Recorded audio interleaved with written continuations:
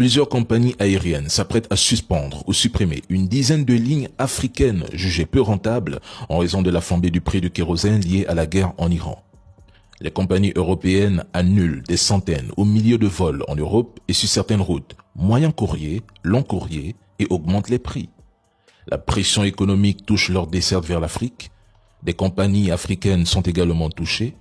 La guerre en Iran a entraîné la fermeture du détroit d'Ormuz, principale voie d'exportation du pétrole du Golfe, provoquant une flambée spectaculaire du prix du brut et du kérosène.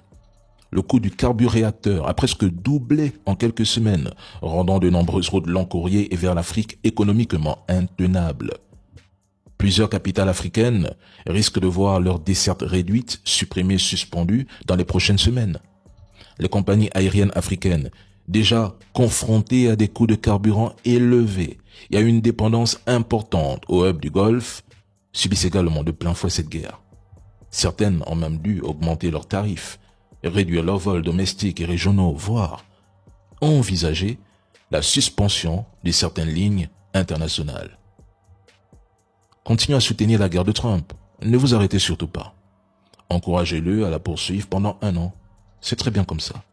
Mais si l'Iran décide de fermer le détroit de Bab el-Mandeb ou de viser des câbles sous-marins, ce qui reste une possibilité évoquée dans le contexte actuel, on verra alors jusqu'où ira votre soutien à cette guerre d'agression menée par Trump et l'entité quand elle affectera brutalement vos poches. Certains ont cru qu'une guerre se résume à celui qui figure dans le top 5 des armées mondiales.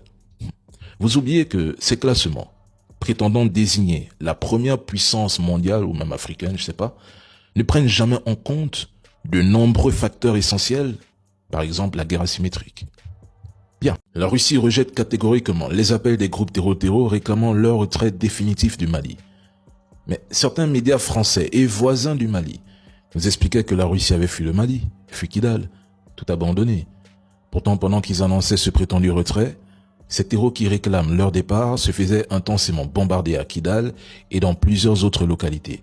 Rappel, l'attaque a eu lieu le 25 avril. Le plus intéressant, c'est que beaucoup d'articles occidentaux ne parlent presque jamais des pertes terreaux quand les frappes russo-AES réussissent. Mais dès qu'il y a une embuscade ou une ville attaquée, la couverture explose d'un coup. Ça ne devrait pas vous choquer. Il existe une sélection stratégique de l'information. Le Mali est devenu un symbole extrêmement gênant pour l'Occident depuis le départ des forces françaises et le rapprochement avec Moscou. Donc, chaque petit revers devient une occasion médiatique parfaite pour envoyer plusieurs messages psychologiques.